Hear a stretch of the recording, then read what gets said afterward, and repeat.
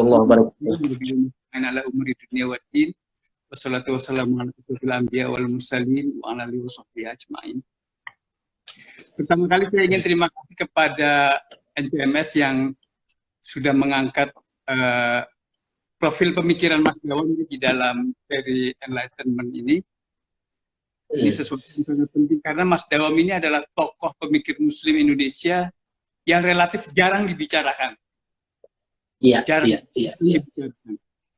Padahal kontribusinya menurut saya sangat penting. Dialah pembaharu Muslim yang memelopori tradisi penggunaan ilmu sosial. Ini sesuatu yang sudah biasa sekarang karena ada religious studies ya. Religious studies seperti sudah dengar beberapa hari yang lalu dari Prof. Ali, hal-hal yang sifatnya normatif itu hanya salah satu bagian dari religious studies. Nah, di dalam tradisi Islam di Indonesia, religious studies itu salah satunya dipelopori oleh Mas Dawam dengan memasukkan unsur-unsur ilmu sosial di dalam memahami Islam. Saya masih ingat dulu baru masih mahasiswa, saya kira saya ikut banyak kegiatan yang dipelopori oleh Mas Dawam, yaitu mempersoalkan apakah agama bisa diteliti. Nah, pertanyaannya pada waktu itu, apakah agama bisa diteliti? Mestinya agama itu kan bukan diteliti, tapi ya di sami'na wa ata'na lah, diikuti. Kita taat kepada Allah dan kita mengikutinya, bukan meneliti. Nah, meneliti agama itu sesuatu yang pada masa itu, tahun 80-an, itu responnya keras sekali. Agama kok diteliti. Dan salah satu yang men-trigger ini adalah Mas Dawam. Dan tentu murid-murid generasi setelah Mas Dawam yang pada waktu itu sudah mulai mendapatkan banyak pemahaman mengenai ilmu sosial seperti Azumardi Azra, Bahtiar Effendi, Ali, dan seterusnya, murid-muridnya di LP3IAS. Nah, mereka lah yang membawa tradisi ini, tradisi ilmu sosial kepada studi Islam. Dan Mas Dawam dalam periode ini menulis Islamnya dengan cara ilmu sosial. Itu bisa kita lihat dari tulisan-tulisan dia di Prisma, juga beberapa buku awal dia itu dia menulis dengan cara ilmu sosial. Terutama ilmu sosial yang dia pakai itu di satu sisi empiris, tapi di sisi yang lain juga historis.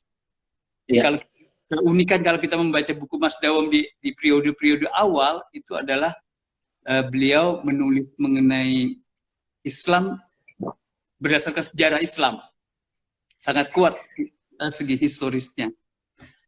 Nah, jadi ini sumbangan terbesar Dawam yang seringkali dilupakan. Kita seringkali melupakan apa yang Mas Dawam sudah coba kembangkan, yang puluhan tahun studi Islam di Indonesia sebenarnya normatif. Tapi sejak Mas Dawam ini studi Islam menjadi hal yang sifatnya empiris juga. Dan sekarang kalau kita ke UIN, hal yang sangat mengagumkan dari UIN itu adalah studi normatifnya hanya salah satu. Jadi misalnya kalau kita ikut konferensi studi Islam di UIN yang ada setiap tahun, itu studi empirisnya banyak sekali. Nah, ini kontribusi Mas Dawam yang penting sekali. Dan dia seorang, tadi seperti Rozi sudah sebut, dia seorang ahli ekonomi, dan pendekatan ekonomi politiknya itu sangat terkenal dari Mas Dawam. Sampai ini ada, saya tadi melihat ini bukunya setebal ini bukunya ekonomi politiknya Mas Dawam ya. Jadi sebenarnya tradisi buku inilah yang dia coba bawa kepada studi Islam. Tapi yang menarik dari Mas Dawam ini, di era belakangan, khususnya di usia dia yang lebih tua, Mas Dawam itu lebih normatif. Jadi kalau kita membaca tadi yang disebut oleh Rozi ensiklopedia Al-Quran itu, pemikiran dia di ensiklopedia Al-Quran itu sifatnya teoretis, mengambil satu teori besar dari ilmu pengetahuan dan filsafat, dan kemudian menafsirkannya secara Islam. Jadi segi empirisnya hilang di situ. saya bersyukur sekali karena saya waktu tahun saya lupa tahun berapa itu pertengahan 90-an kalau nggak salah di Paramaribo mendapatkan satu tugas besar untuk bisa menyunting ensiklopedia itu sehingga menjadi satu buku. Dan setelah membaca dengan pelan-pelan ensiklopedia itu, saya mulai meyakini bahwa sebenarnya dalam soal pemikiran Islam, sebenarnya Mas Dawam itu adalah catatan kakinya Cak Nur. Itu yang saya catatan kakinya Cak Nur. Walaupun tentu kita tidak bisa generalisasikan begitu aja, karena pasti ada yang khas dari Mas Dawam. Tapi apa yang kita bayangkan dengan Mas Dawam waktu di LP3IS dengan bukunya ini, itu nggak terlalu muncul di dalam studi Islamnya. Jadi kita kurang mengenal Mas Dawam yang sangat kritis begitu dengan ekonomi politik terhadap fenomena dunia Islam. Tapi dia belakangan menjadi sangat Cak Nurian, dan mungkin memang Cak Nur ini adalah sosok yang sangat dikagumi oleh Mas Dawam ya.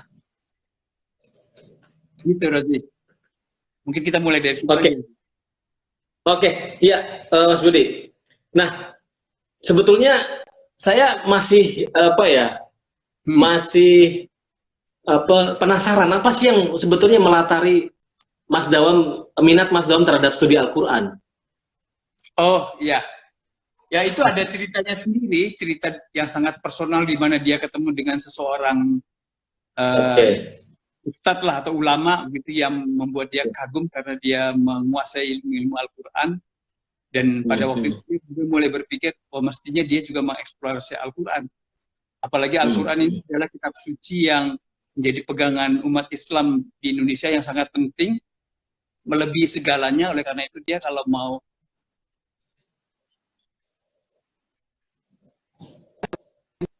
melanjutkan apa yang sudah dipikirkannya pada waktu semasa di HMI di Jogja untuk melakukan pembaruan Islam. Tapi kali ini setelah dia menemukan Al-Quran ini, melampaui ilmu sosialnya, dia kemudian mengerjakannya dari Al-Quran ini. Dan kebetulan kemudian dia selesai dari LP3IS, dan selesainya ini membawa dia ke suatu lembaga yang lebih bersifat filsafat dan agama yang disebut dengan Lembaga Studi Agama dan Filsafat. Dan di dalam lembaga ini dia kemudian menerbitkan satu jurnal yang nanti menjadi jurnal yang sama terkenalnya dengan Prisma itu ya. Ini bukan jurnal ilmu sosial, ini jurnal jurnal studi Islam. Dan pada waktu itu adalah jurnal yang mungkin satu-satunya ya. Kalau sekarang kita ngomong jurnal di setiap prodi di kampus pasti ada jurnal. Tapi zaman itu inilah satu-satunya jurnal yang memberikan informasi yang penting tentang apa yang sedang terjadi di dalam pemikiran Islam. Tapi lebih dari sekedar jurnal studi Islam, jurnal ini juga adalah jurnal yang wawasannya itu antar iman. Sehingga banyak orang awalnya kaget kenapa di Ulumul Quran tuh ada artikel tentang Bhagavad Gita, ada artikel tentang gitu, tentang agama Kristen, yang kata Cak Nur, kata Mas Dawam, sebenarnya isu-isu mengenai kitab suci itu ada dalam Al-Quran, jadi kita harus eksplorasi juga seperti adanya, bukan hanya kita. Jadi banyak sekali dengan Mas Dawam dalam soal keberanian antar iman ini ketika mengelola Ulumul Quran. Iya. Bicara soal apa tema penting itu kan soal ketidakadilan dalam soal ekonomi itu, soal ketidakadilan itu Mas Dawam memotret sisi itu. Nah, soal ketimpangan, soal ketidakadilan. Nah, saya ingat betul bahwa Mas Dawam ini adalah boleh dibilang di antara berbagai tokoh itu adalah sosok yang paling berani membela kelompok-kelompok minoritas di Indonesia. Nah, bahkan ada satu pengalaman yang cukup unik waktu itu kita keliling Nurholis Majid Memorial Lecture itu ke UGM. Nah, itu sempat bahkan di UGM di kampus dia sendiri itu Mas Dawam sempat dalam tanda kutip sempat diusir gitu karena dianggap terlalu membela Ahmadiyah, kelompok minoritas dan lain sebagainya. Nah, itu gimana Mas Budi cerita soal itu? Itu memang cerita yang unik dari Mas Dawam di era akhir ya, era-era belakangan. Jadi sebenarnya Mas Dawam setelah ensiklopedia Al-Quran. Karena ensiklopedia Al-Quran itu kan era di awal 90 sampai 90-an pertengahan di mana ulumul Qurannya sendiri mati ya, mulai mati. Nanti hidup lagi. Nah, pada masa reformasi mulai muncul suatu pemikiran tentang kebebasan beragama. Nanti ada masalah fatwa-fatwa MUI tentang Ahmadiyah, fatwa MUI tentang sekularisme, liberalisme, dan pluralisme, macam-macam seperti itu di pertengahan tahun 2000-an, 2005 lah khususnya itu. Tapi kasus Ahmadiyah sudah sebelumnya, dan inilah yang membawa Mas Dawam pada keberanian yang luar biasa yang bandingannya itu hanya Gus Dur mungkin bandingannya. Kalau Chandra lebih teoritis ya. Nah, tapi Dawam itu bukan hanya teoritis, dia advokasi, dia bicara di mana-mana hak minoritas, terutama dalam hal ini hak-hak Ahmadiyah. Nah, jadi ini memang hal yang sangat unik membandingkan Mas Dawam dengan tokoh yang lain. Mas Dawam di tahun-tahun itu, tahun-tahun 2000-an akhir sebelum beliau sakit, itu dia memikirkan tentang satu fundamental baru untuk pembaharuan Islam. Dan fundamentalnya ini dia mampu kembangkan dengan cara yang melampaui Cak Nur. Yang pada waktu itu tidak ada seorang pun yang berani melakukan ini.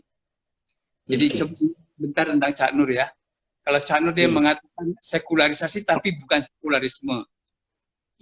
Itu pembaruan tahun 70 yang masih setia dia ikuti sampai akhir hayat beliau. Liberalisasi tapi bukan liberalisme. Kalau kata pluralisme mungkin Cak Nur sudah pakai sejak awal karena tidak ada pluralisasi. Ide pluralisasi tidak terlalu populer ya. Tapi langsung pluralisme. Nah, pada Mas Dawam itu sekularisasi itu adalah sekularisme. Liberalisasi adalah liberalisme. Dan pluralisme. Sehingga ketika ini juga sesuatu yang unik ya, kenapa MUI pada waktu fatwa 2005 itu memikirkan bahaya besar dari fenomena pemikiran di Indonesia, yaitu sekularisme, liberalisme, dan pluralisme. Dan dia mencoba mencari akarnya pada Nurholis Majid. Nah, pada waktu pada Nurholis Majid, sebenarnya Nurholis Majid tidak mengatakan sekularisme, tapi sekularisasi. Tidak mengatakan liberalisme, tapi liberalisasi. Tidak mengatakan dia mengatakan pluralisme. Nah, tapi apa yang dikatakan oleh Cak Nur itu diamini oleh banyak tokoh agama. Jadi proses keberagamaan sekularisasi itu penting sekali supaya kita bisa memisahkan mana yang sakral, mana yang tidak sakral. Berpolitik itu tidak sakral. Tapi menegakkan nilai-nilai yang sifatnya keadilan itu sakral. Tapi jalannya lewat politik itu tidak sakral. Nah, begitu kira-kira begitu. Yes, kata Islam. Nah, tapi Mas Dawam dia masih terus belajar sampai era ini. Yang pada waktu Cak Nur itu kan sebenarnya eranya era sekularisasi. Nah, pada Mas Dawam ada era baru di mana kata sekularisme itu juga bisa positif.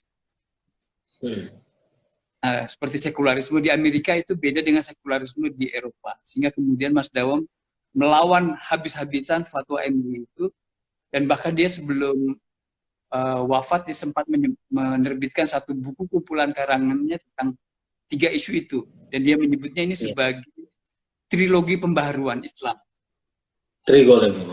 Trilogi pembaharuan Islam yang kurang banyak elaborasi karena terlalu sensitif.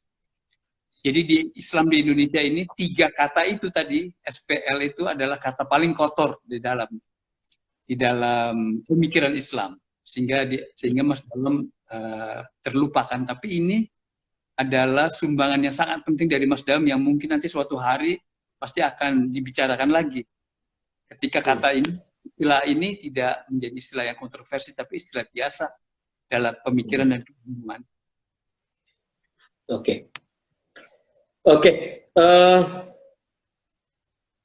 gini, apa namanya? Saya ingin masuk ke satu lagi sebelum kita masuk ke peserta. Saya Ya, ingin apa menggali ini Mas Budi kan orang yang selain mendedikasikan pada pikiran-pikiran Cak Nur, tapi kan pada Mas Daum juga sangat kuat.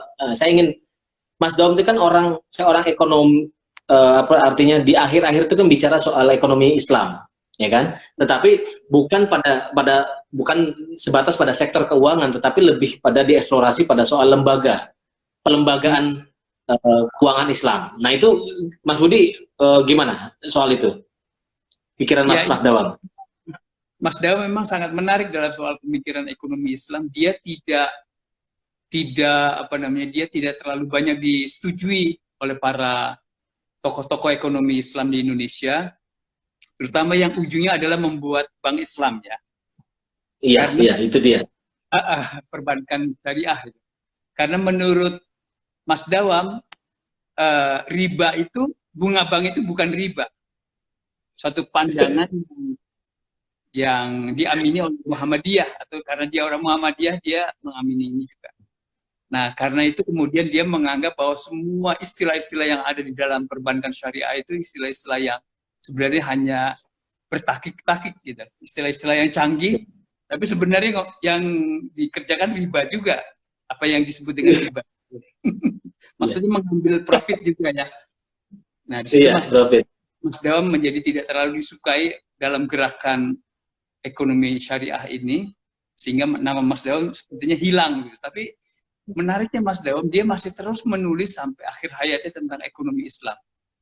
Saya kira saya punya satu bukunya. Nah, ini satu buku yang terbit tidak lama sebelum beliau wafat. Ini buku di Mizan, kumpulan karangan tentang arsitektur ekonomi Islam. Dan yang dia bayangkan dengan ekonomi Islam adalah ekonomi yang berkeadilan.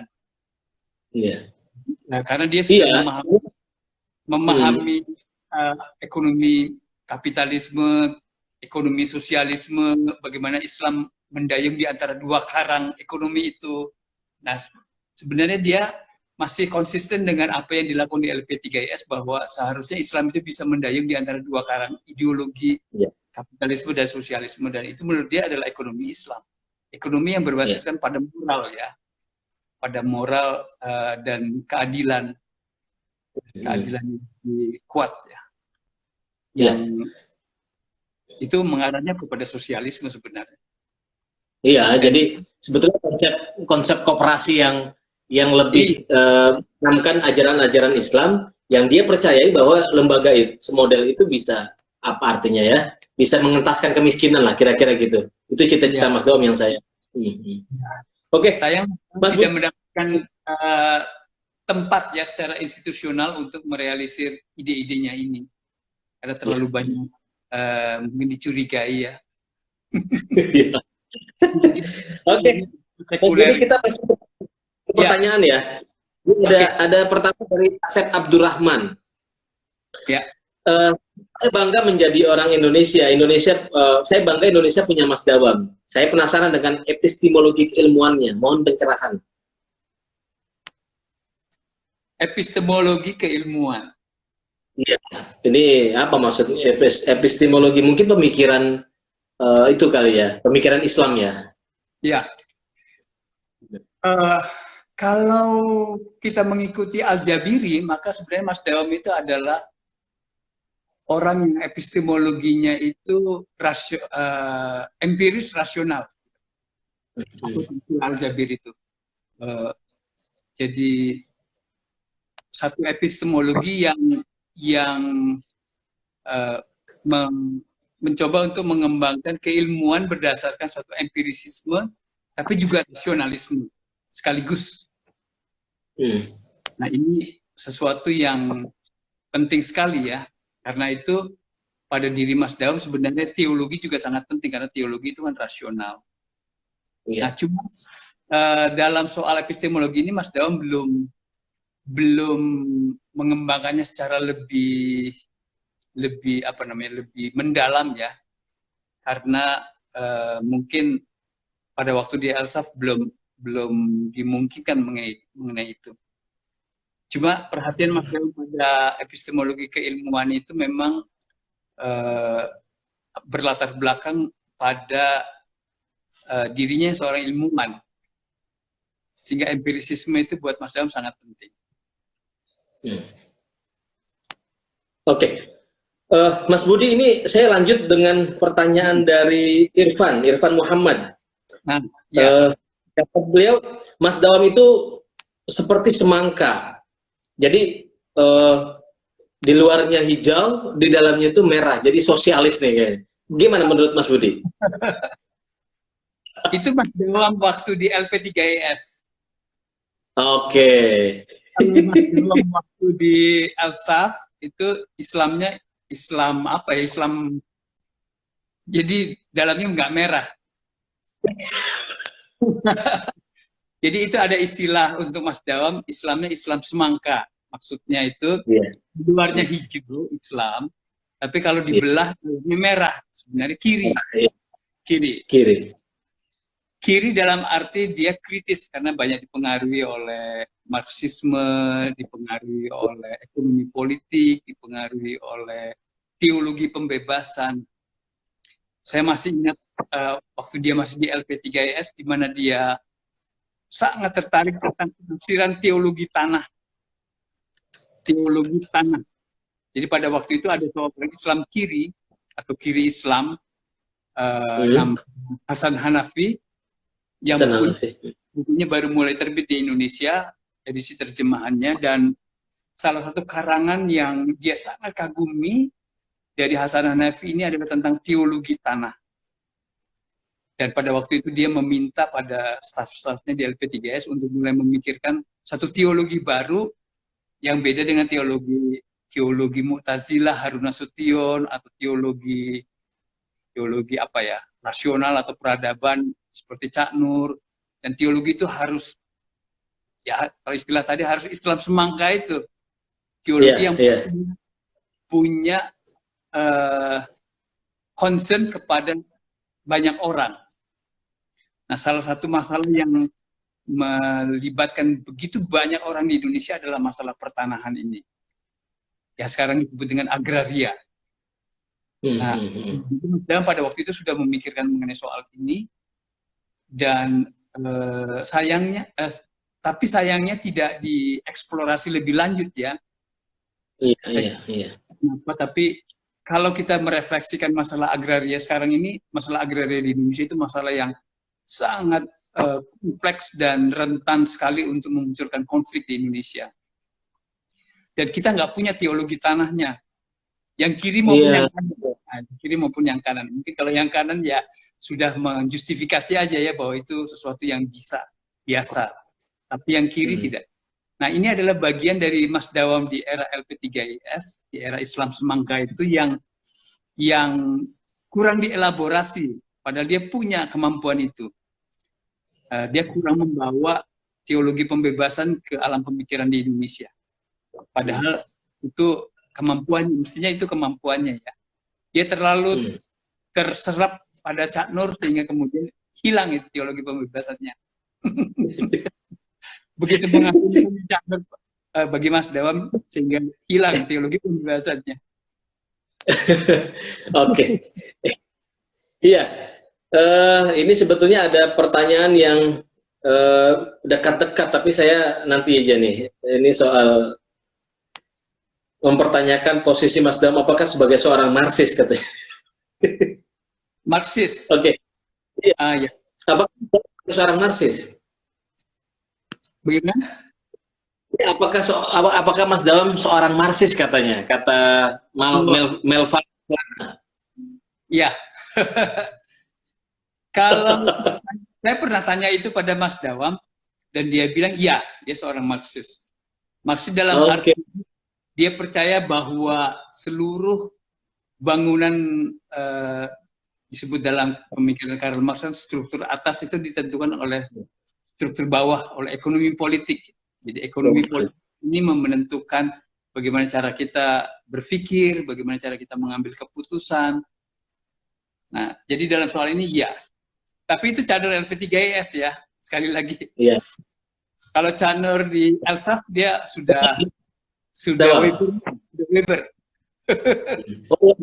di Ya, Elsafit. di Alfred itu Weber. Kayaknya juga Weber. Atau kebanyakan para pemikir seperti Gus Dur juga Weber ya. Ya, ya, ya, ya. Tapi Oke. tentu kita tidak bisa sederhanakan seperti itu ya. Karena Cak Nur yang kritis pun tetap masih ada di era Elsafit.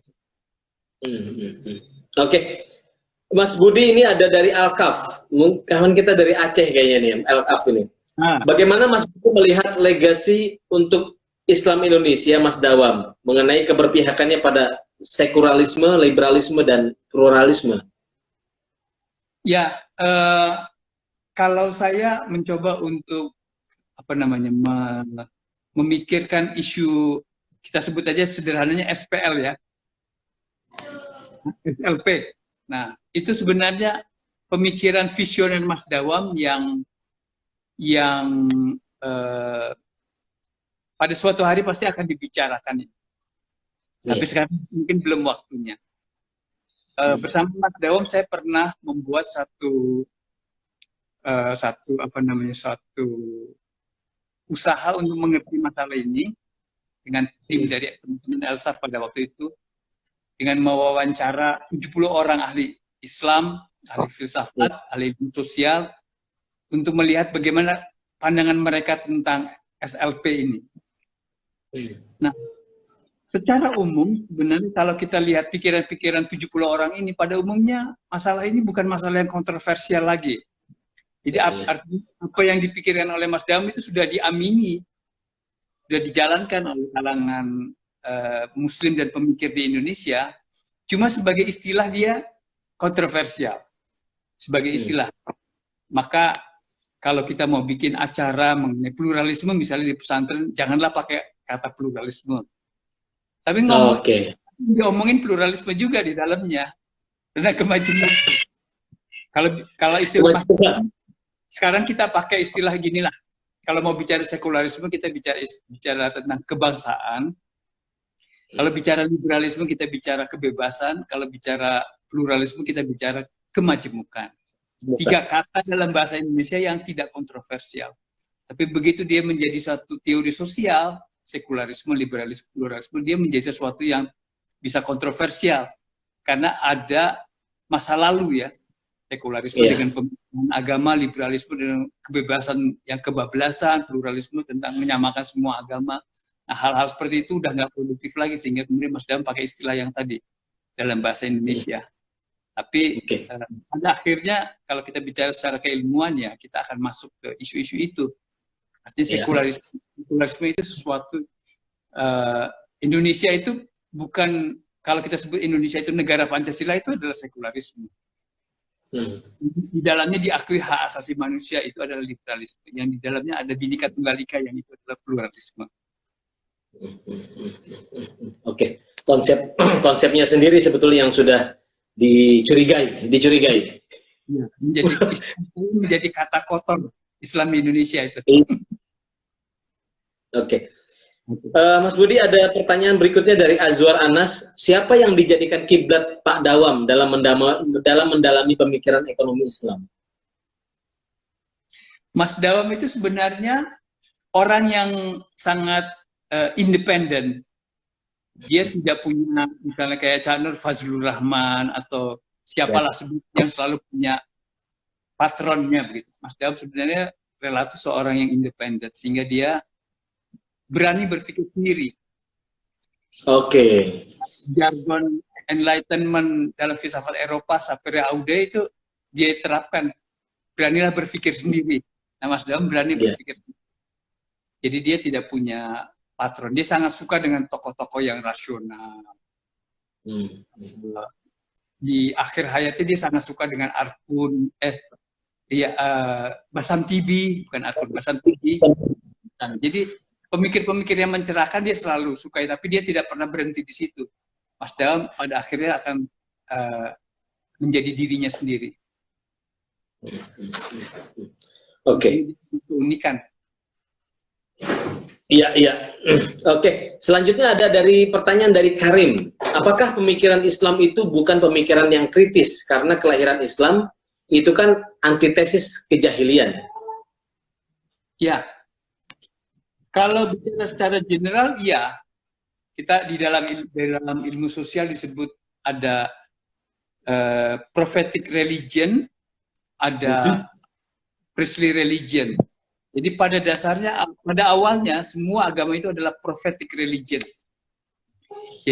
Jadi di dalam misi keagamannya dia membawa nilai-nilai profetis yang melawan kemapanan nilai-nilai dari keagamaan sebelumnya. Iya. Tapi dalam perkembangannya agama itu dari prophetic menjadi priestly religion, menjadi agama yang sifatnya kependetaan. Nah, ketika agama itu menjadi lebih apa istilahnya, menjadi lebih mapan, established, ketika agama sudah established dan agama itu sudah terbentuk, maka semua menjadi ada strukturnya, struktur keberagamaan. Nah, ketika inilah hal yang profetik itu hilang. Nah, pembaharuan Islam itu sebenarnya, pembaharuan agama apapun itu sebenarnya mencoba untuk membongkar kembali apa yang sudah dianggap sebagai mapan, padahal tidak mapan sebenarnya. Nah, itu yang dilakukan oleh para pembaharu di semua agama ya. Maka kalau di dalam Kristen ada reformasi Kristiani, nah itu pembaharuan. Di Islam juga seperti itu. Oke, ini ada yang mengkonfirmasi namanya Muhammad Iyar. Dalam hal teologi, Mas Dawam itu mazhab apa? Menganut mazhab apa? Ini rasional, ini Mu'tazilah atau begitu? Ya, ini eranya sudah era beda, udah nggak lagi kita kategorikan teologi itu hanya siapa? Iya. Syariah, Mu'tazilah, Maturidiyah, Sambitan, Bukaran, macam-macam yang biasa kita pelajari di UIN. Tapi sebenarnya eranya udah teologi itu udah campur baur ya. Jadi kalau teologi itu adalah refleksi secara rasional tentang ilmu ketuhanan secara baru. Nah, Mas Dawam, teologi itu pasti sudah bisa mengadopsi, mengambil dari semua yang warisan sebelumnya, tapi juga dia membawa hal-hal yang baru, teologi baru sekarang ini. Itu kalau sebagai seorang pemikir ya. Tapi kalau sebagai seorang Muslim ya pasti teologinya mungkin Sunni lah. Kayak kita semua. yang Syafi'i. Mazhab Syafi'i. Mazhab Asy'ari. Oke, ini lanjut Mas Budi dari Ines Drina. Islam semangka sekarang hilang sebagai ideologi yang kurang dielaborasi dalam hal tanah dan teologi pembebasan di Indonesia. Apakah ada tokoh yang menjanjikan? Apa maksudnya mungkin menjanjikan itu meneruskan kali ya? Ya, karena eranya sudah berubah. Jadi di masa lalu itu kurang seperti Muslim Abdurrahman. Ini generasi ya. Al-Maun. Setelah Mas Dawam, orang Muhammadiyah juga. Muslim Abdurrahman ini mencoba mengembangkan cara berpikir emansipatoris. Transformatif. Dalam batas tertentu seperti siapa namanya dari P3M itu juga kayak Masdar itu juga mendukung tradisi transformatif ini. Tapi memang teologi pembebasan itu biasanya muncul di dalam satu rezim yang otoritarianisme seperti di Amerika Latin. Nah, di Indonesia pemikiran seperti ini, pemikiran Islam semangka ini adalah pemikiran yang muncul di era otoritarianisme Orde Baru kan, yang di era lebih demokratis seperti sekarang, pemikiran seperti ini mungkin kurang cocok dalam arti aksinya, tapi dalam arti substansinya pasti masih cocok ya. Jadi mungkin istilah yang sekarang ya lebih tentang bagaimana mengisi demokrasi itu sendiri ya. Dan di Indonesia memang sedang mengalami kemunduran cara berpikir ekonomi politik sekarang ini, sehingga pengaruhnya di dalam teologi pun juga kurang terasa ya. Tapi mungkin ke depannya akan muncul lagi ketika krisis-krisis akibat lingkungan, akibat agraria itu muncul, mungkin akan berkembang lagi pemikiran seperti ini. Oke. Mas Daud, saya ingin mengonfirmasi tadi beberapa kali menyebut konsep Islam transformatif. Karena Mas Daud itu kan sosok yang disebut sebagai memiliki aliran tadi kita sebut Islam transformatif. Ya. Beda dengan Nur yang neomodernis gitu kan, yang Gus Dur mungkin tradisional meskipun begitu tapi kan tetap saja isu kemanusiaan sebagai isu sentral. Nah, bisa nggak menjelaskan ini Mas, mengurai sedikit soal Islam transformatifnya Mas Dawam? Ya. Pada waktu perayaan 25 tahun pembaharuan Cak Nur, saya pernah memberi pemetaan tentang Islam di Indonesia dalam 3 ya. Sebenarnya perkembangan Islam di Indonesia itu ada 3 perkembangan. Yang pertama adalah Islam peradaban, kedua yang pertama Islam rasional, kedua Islam peradaban, ketiga Islam transformatif. Nah, pembuatan kategori ini akan memudahkan kita dalam membaca fenomena perkembangan pemikiran Islam. Jadi perkembangan Islam di era Orde Baru itu dimulai dengan rasionalisme Islam.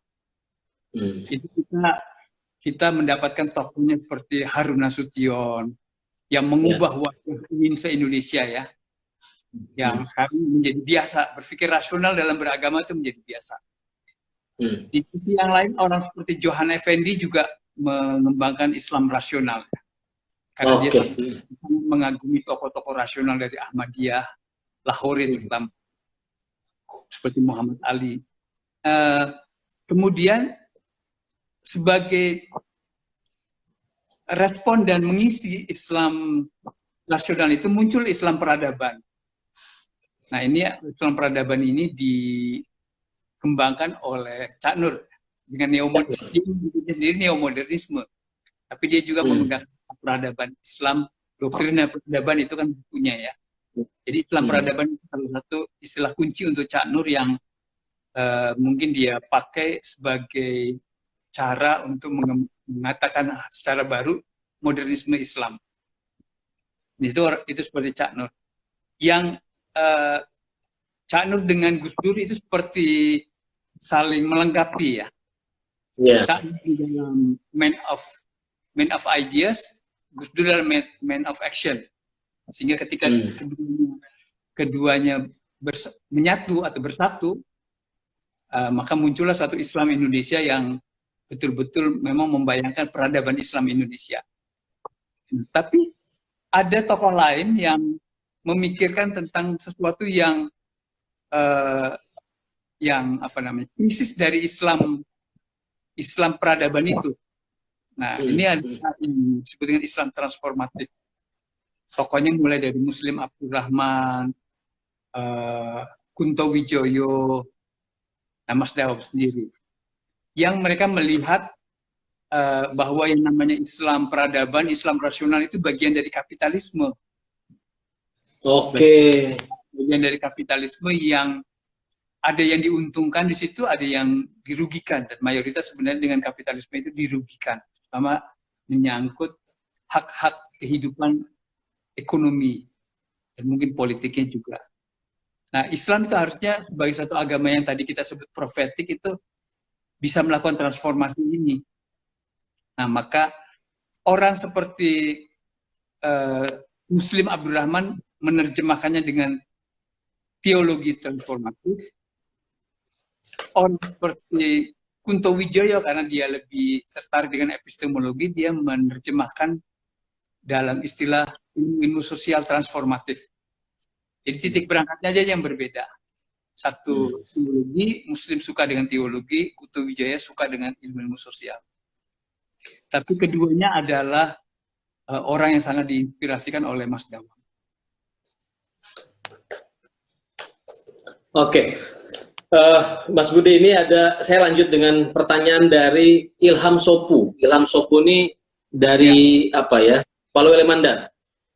Mas Budi, mohon penjelasan mengenai perbedaan pemikiran Mas Daun dengan Bang Imaduddin Abdurrahman. Oh ya, Bang Imad ya. Imad Ibrahim. Bang Imad Ya. ya, Bang Imad. Oke. Sebelum ke sana, mungkin menarik untuk kita lihat bahwa Mas Dawam ini kan bukan orang dari latar belakang studi Islam. Dia Iya, bukan iya. pesantren, dia bukan alumni UIN, dia bukan alumni perguruan tinggi Islam. Iya. Walaupun dia mendapatkan pendidikan secara santri di rumahnya atau di madrasah pada waktu kecil ya. Keluarganya memang keluarga santri.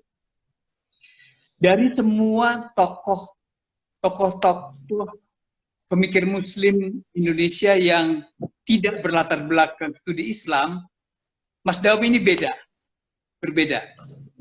Jadi misalnya tadi disebut Bang Iman, di Bogor juga ada tokoh-tokohnya sendiri, termasuk juga nanti kita bisa sebut Pak Jalal dan sebagainya.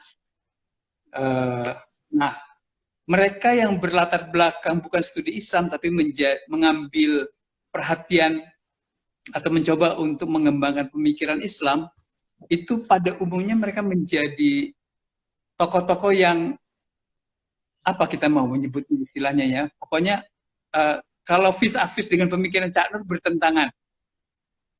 Oke. Kita sebut istilahnya apa itu ya.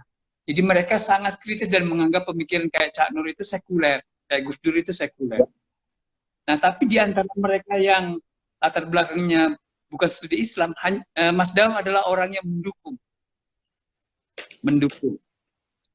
Nah, jadi misalnya seperti itulah yang terjadi di awal Orde Baru, di mana Mas Dawam itu karena dia HNI, dia ikut dalam gerbong Orde Baru, sementara yang lainnya melawan Orde Baru kan, menjadi tokoh oposisi. Seperti Bang Imad kan menjadi tokoh oposisi kan. Nah, jadi di situ perbedaannya. Bahkan Bang Imad itu punya satu kemampuan yang luar biasa di era-era 80-an, di mana dia bisa memobilisasi anak-anak muda untuk berpikir kritis terhadap Orde Baru ya. Tapi itu Bang Imad sebelum berubah. Nanti Bang Imad berubah akan menjadi lebih dekat ke Mu'tazilah. Lebih dekat dengan pemikiran rasional ya. Itu Bang Imad yang setelah dia banyak dipengaruhi oleh teori yang namanya Achievement Motivation Training, AMT, dari David McClelland, di mana dia adalah salah satu trainer AMT yang terkemuka di Indonesia. Nah, pada waktu itu Bang Imad dengan seperti Cak Nur, Mas Dawam itu jadi cocok. Tapi sebelumnya nggak cocok. Kira-kira pertanyaan begitu sederhananya. Tapi juga ngelihat di banyak tokoh yang lain juga seperti itu. Pak Jalal juga menjadi lebih dekat dengan Cak Nur. Dengan Cak Nur. Mas Dawam juga. Saya masih ingat di tahun 90, di mana ada itu era awal tokoh-tokoh Muslim Indonesia menulis buku dari Mas Dawam, dari Cak Nur ada Islam Doktrin dan Peradaban, dari Mas Dawam juga ada. Jadi Mizan menerbitkan buku kumpulan karangan tokoh-tokoh Muslim. Nah, semuanya itu berseteru dengan Cak Nur, semuanya. Yang dari Bogor, yang dari Bandung, yang dari Jogja, Amin Rais termasuk di situ salah satunya. Tapi Mas Dawam enggak. Mas Dawam mungkin karena Mas Dawam ini sejak dari Jogja saya kira tidak pernah dalam tanda kutip bertentangan dengan Cak Nur, karena ikut terus dia dengan Cak Nur. Nah, ini ada berbeda dengan Mas Dawam di Jogja ini. Mas Dawam di Jogja itu HMI kan, Batko ya. Iya. Sementara Nur kan PB. Ketua PB. Nah, waktu tahun 70 Cak Nur mengembangkan pemikiran tentang sekularisasi. Nah, tokoh-tokoh HMI di Jogja utamanya adalah seperti Johan Dawam dan Ahmad Wahid. Itu semua di dalam bukunya Ahmad Wahid, merasa bahwa pikiran-pikiran Cak Nur itu dipengaruhi oleh HMI Jogja. cuma kurang liberal, kurang progresif lah. Jadi mereka masih mengaku tetap di atas Cak Nur ya. Oke.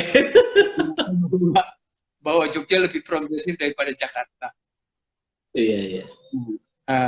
Mungkin ini yang menarik yang nanti masih terus diteruskan oleh Mas Dawam di era sekularisme tadi itu. Oke. Mas Budi, waktu kita tinggal mungkin 6 menit lagi. Ya. Jadi mungkin ada beberapa yang belum dijawab, tapi saya minta satu aja, sekitar 3 menit nanti bisa dijawab. Oke. Sebentar. Oke, ini ada pertanyaan dari Pustaka Pencerah.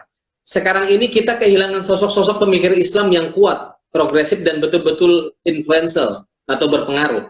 Apakah karena masyarakat Islam dan tokoh-tokohnya sekarang sangat pragmatis? Era sekarang memang sudah berubah. Kita sudah tidak lagi memerlukan tokoh-tokoh besar. Tokoh-tokoh besar itu sudah menyelesaikan semuanya. Misalnya kita bicara tentang Islam dan negara sudah selesai oleh Gus Dur, oleh Cak Nur, oleh Munawir Sazali. Bicara tentang Islam dan Pancasila sudah selesai. Bicara Islam dan gender sudah selesai. Nah, jadi hal-hal yang basic itu sudah selesai. Tapi hal-hal yang lebih kecil-kecil itu yang menjadi menjadi yang dipikirkan dan dikembangkan oleh generasi sekarang. Dan itu ada bagian besar mereka ada di kampus-kampus. Jadi kalau kita melihat bagaimana pemikiran Islam itu dikembangkan sekarang ini, kita harus melihatnya ke kampus. Karena kalau dulu produksi pengetahuan itu muncul karena tantangan dari lokal gitu ya, tantangan dari suasana begitu ya. Suasana sosial, suasana politik. Nah, sekarang pemikiran Islam itu muncul karena tantangan intelektual di kampus. Sehingga kemudian kita akan mendapatkan turunan dari pikiran-pikiran besar itu dalam pemikiran di kampus.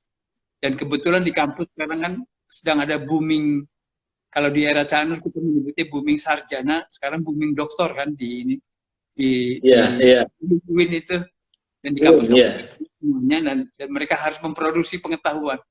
Nah, mereka memproduksi pengetahuan dengan cara menulis disertasi, dengan cara tidak lagi seperti cara Mas Dawam dan cara Gus Dur misalnya, yang dulu dia menulis kolom di koran atau menulis kolom di majalah Tempo atau menulis artikel untuk konferensi begitu ya.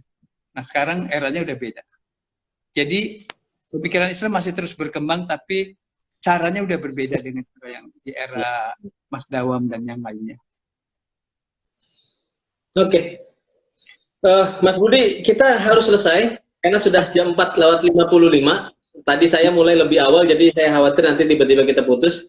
Jadi saya kira ini waktunya kita menyelesaikan diskusi mengenai Mas Dawam. Ini kalau dikaji terus memang banyak sekali legasinya. Artinya warisannya sudah terhampar di hadapan kita, tinggal bagaimana kita meneruskannya.